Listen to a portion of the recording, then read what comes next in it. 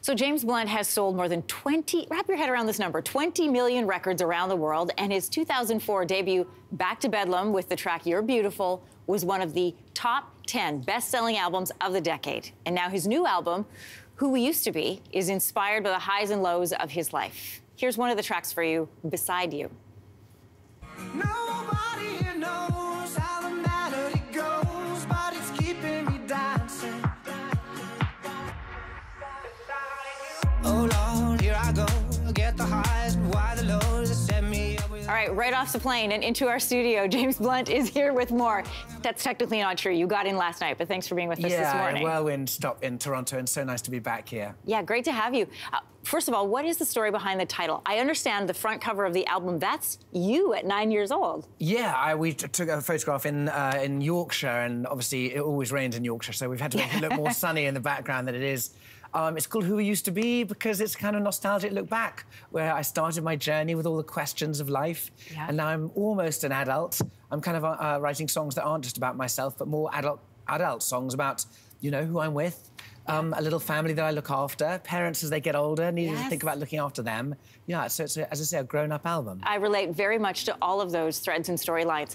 This album has a great mix of both, like, celebration songs as well as songs of dealing with some really serious loss and some grief. Those are two very extreme emotions to put on one album. Yeah, well, I think as we, you know, as you get older, you're going to lose some people along the way, and you're going to know some people who have some struggles, and I write about that, you know, really personal stories that everyone can relate to in their lives.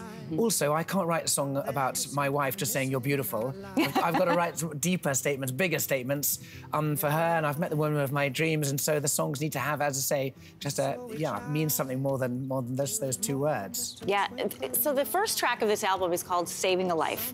You describe it as your favorite, and you put it first because you wanted to make sure people listen to it. For sure, I love that. I want to read everybody the lyric, and then I want to get your take on this. So the lyric that's beautiful is, I was in a lifeboat, but you wouldn't get in. I threw you a lifeline, but you wanted to swim. What's the story behind that? Yeah, well, you know what? We all have a friend who struggles with addiction or depression or both, and you want to help them, and you think you know a path out, but that person kind of needs to find their own way out, and it's a frustration as a friend not being able to help.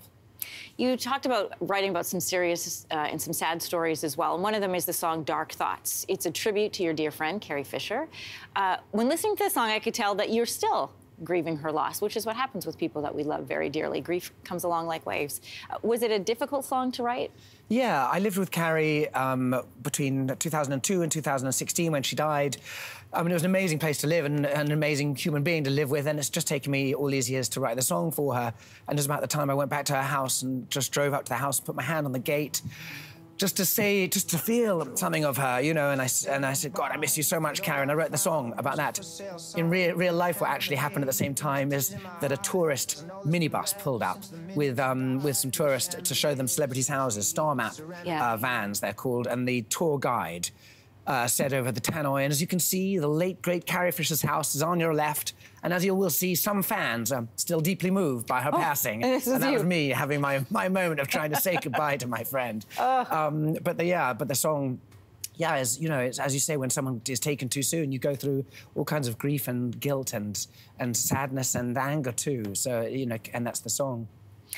Your social media content, I was saying to you earlier, has been really great. It's been wonderful to hear in your own words you describe some of the songs. There's a caption that says, I'm going to put up the picture, I could have told her that.